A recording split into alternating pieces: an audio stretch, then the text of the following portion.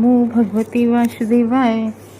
आज हम लोग जो है श्रीमद् भागवतम का तृतीय स्कंद का तृतीय अध्याय का 24वां श्लोक लेते हैं। पुर्या कदाचित् क्रीडाद्भिर्योधुभोज कुमारिकः कुपितः मुनियासोपुर्भगवन्मत्कोविदः। तो पुर्याम कहते हैं द्वारकापुरी को। पुर्या मीन्स द्वारकापुरी। तो द्वारकापुरी में क्या हुआ?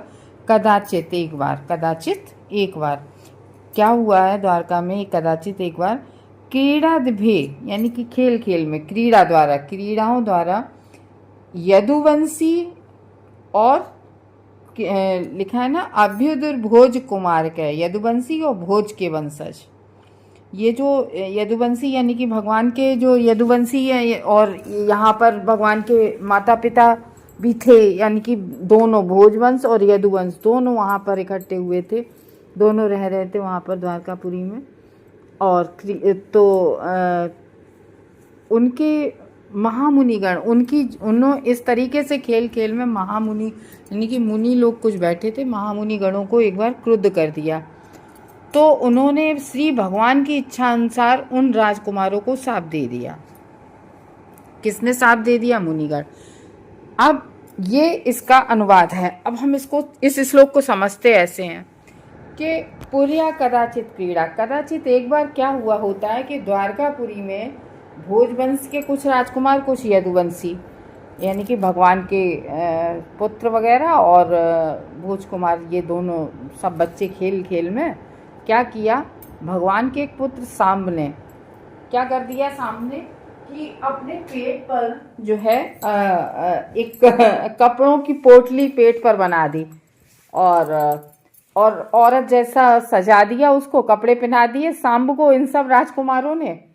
और सांब को जो है मुनि बैठे थे मुनिगणों के पास ले गए कि इसमें लिखा है ना क्रीड़ा में, ऐसी हंसी करने के लिए वो मुनिगण के पास ले गए और उन मुनिगण से कहने लगे वो सब मिलके कि महाराज जी ये बताइए कि इस लेडीज के लड़की होगी या लड़का होगा। अब वो देखो महातपस्वी मुनिगण, वो सब जानने वाले, वो ये भी जानते थे कि ये कोई लड़की नहीं है, लड़का है क्या।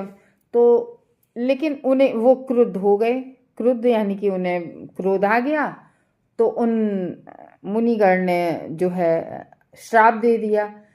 तो देखो वो सब भगवान के वंशज थे, जिस वंश में भगवान उत्पन्न हुए, तो उन लोगों को सांप जैसी, जब वो प्रकृति के किसी नियम से बद्ध नहीं थे, तो सांप जैसी बातें तो उनके लिए बेकार की बातें थी। वो किसी सांप से लगना तो बहुत दूर की बात है, लेकिन श्री भगवान की इच्छा अनुसार राजकुमारों को शाप दे दिया। और दूसरी बात, एक और बात कि देखो मुनिगण जो होते हैं वो ऐसे इतनी जल्दी, जो भगवान के भक्त होते हैं वो इतनी जल्दी श्राप देते नहीं हैं। लेकिन क्यों? एक तो वो क्यों नहीं देते? जैसे श्रृंगी ऋषि के परीक्षित महाराज ने जो है गले में सर्प डाल दिया था। तो देखो दोनों बातें समझनी होंगी कि महाराज परीक्षित ऐसे भी न थे कि वो इतने जल्दी वो मतलब किसी के गले में श्राप डाल दें, वो भी ऋषि के। और श्रृंगी ऋषि ने तो भी उन्हें कोई श्राप नहीं दिया था। वो तो उनके पुत्र को कहीं खेल रहा था, वो बालक था 12 वर्ष का, और उनके पुत्र को किसी ने बता दिया कि तुम्हारे पिता के गले में ऐसे डाल दिया। तो उस बालक ने वो कबड्डी का खेल खेल रहा था अपने दोस्तों के साथ और किसी बम्बा के किनारे, तो वहीं पर उसने दे दिया था कि जाओ। 7 दिन बाद जिसने भी डाला, महाराज परीक्षित को देखा भी नहीं, वहीं उसको वो न्यूज़ मिली और उसने वहीं खेल खेल में ही श्राप दे डाला। तो ये तो क्यों? अगर वो श्राप नहीं देते, सब होता भगवान की इच्छा अनुसार है। अगर महाराज परीक्षित को वो ऋषि बालक श्राप नहीं देता, तो ये जो हम लोग श्रीमद् भागवत पढ़ रहे हैं सबके कल्याण के लिए जो हो रही है, ये उद्ग्रत ना होती।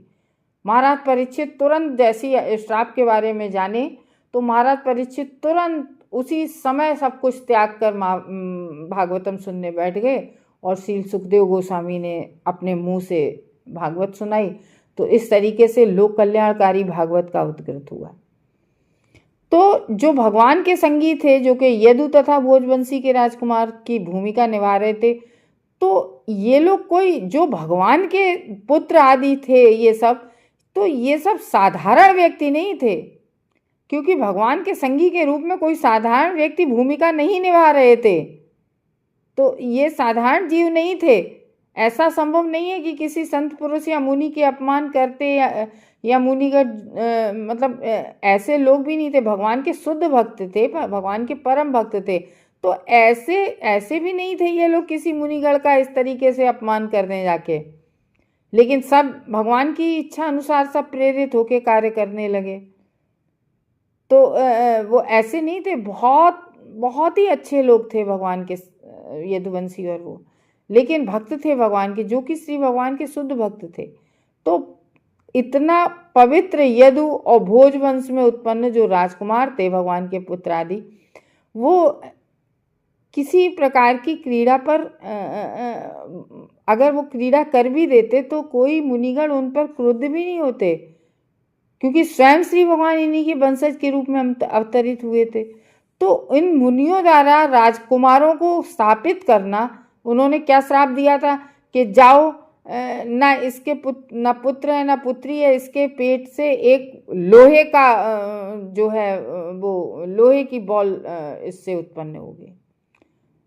और वो फिर ये लोगों ने भगवान को वो फिर भी नहीं बताया। ये सब बच्चे गए राजकुमार लोग और उग्रसेन को बताया जाके, तो उग्रसेन ने उस लोहे के जो बॉल टाइप का हुआ था जो बन गया था, तो उस लोहे को पिसवाए कस के पिसवा के उसको पानी में जल प्रवाहित करा दिया, और वो सब जल प्रवाहित सब बह के वहाँ प्रवास क्षेत्र में गया। और फिर वहाँ की उस मिट्टी से ये लड़ने वाले बहुत नुकीले तीर जैसे उत्पन्न हो गए, जो जिसको घास कहते एक तरह की होती है, तीरनुमा घास। फिर उसी से जाके सब एक दूसरे से लड़ के वो सब हुए। अच्छा, यहाँ पर क्या है कि जो प्रवास क्षेत्र में गए थे वो भगवान के शुद्ध भक्त नहीं गए थे, क्योंकि देखो भगवान के साथ लीला में पार्टिसिपेट करने बहुत सारे लोग आते हैं, कुछ देवता भी आते हैं, कुछ भगवान के बहुत शुद्ध पवित्र व्यक्ति भी आते हैं, कुछ भगवान के पार्षद आते हैं। तो इस तरीके से कह रहे हैं राजकुमारों को शाप इसलिए दिया गया था, उन्हीं मुनिगण ने जो दिया था, ताकि लोग जान सकें, क्योंकि भगवान की लीला सब हम लोगों के लिए ही होती है, हम बद्ध जीवों के लिए, ताकि सब लोग जान सकें कि भगवान के वे वंशज जो हैं, भगवान के भले ही वे वंशज थे और वो ऐसे थे सब पुत्र आदि कि जिन्हें शाप दिया गया था कि वो प्रकृति के किसी भी कार्य द्वारा किसी नहीं विनष्ट होने को किया जा सकता। तभी तो भगवान बैठे सोच रहे थे कि महाभारत के युद्ध में ये सब तो हो गए समाप्त, लेकिन अब जो हमारे यदुवंशी हैं, जे कैसे, इन्हें तो कोई समाप्त करने वाला नहीं हुआ, जे कैसे विनष्ट होंगे कि हम तो चले जाएंगे, फिर जे लोग उपद्रव धरेंगे और इन्हें समाप्त करने वाला कोई भी ऐसा नहीं होगा, इन्हें नहीं विनष्ट किया जा सकता है। तो इस तरीके से, और वो भी देखो, एक तो उन्हें विनष्ट नहीं किया जा सकता, और विनष्ट करने के हम लोग देखते हैं ना कि जो भगवान की भक्ति करता है, साधुगण हो जाते हैं, मुनिगण हो जाते हैं, तो उनका क्रोध समाप्त हो जाना चाहिए।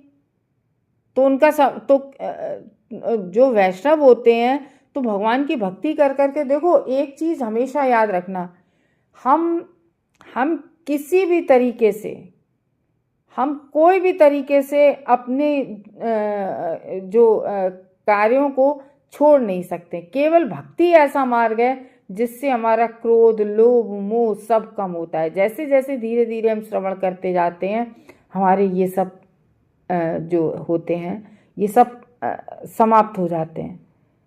तो वो कह रहे हैं कि भगवान के ये महान भक्त थे, तो इन पे क्यों भगवान ऋषिगण होते को भाजन।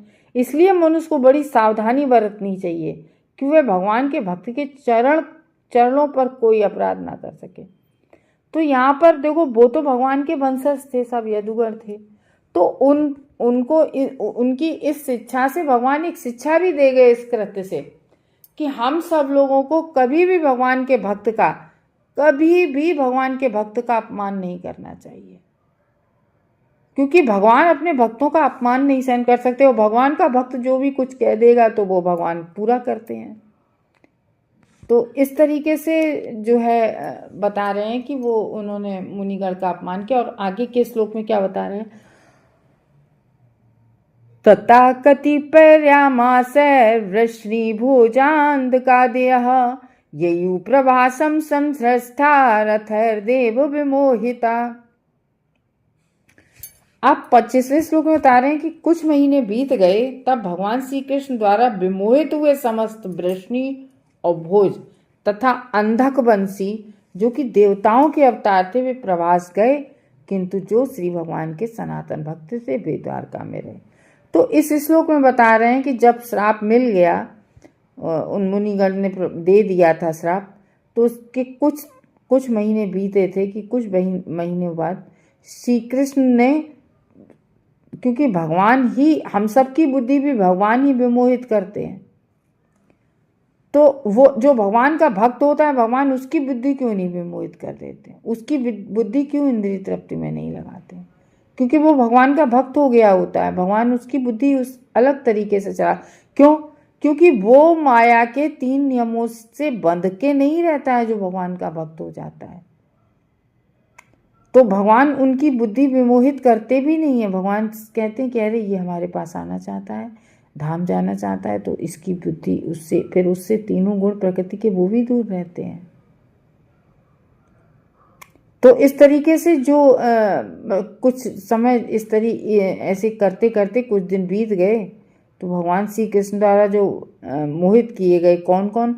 वृष्णि भोज, क्योंकि हम लोग भी जो भी कार्य क्रिया करते हैं वो सब भगवान की प्रेरणा से करते हैं, अच्छा बुरा जो भी कुछ होता है। तो जो कृष्ण भोज और अंधक वंशी थे, ये भगवान, ये सभी लोग देवताओं के अवतार थे।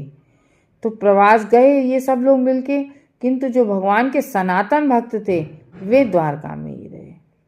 तो कुछ लोग चले गए और कुछ लोग जो सनातन भक्त थे वे द्वारका में ही बने रहे।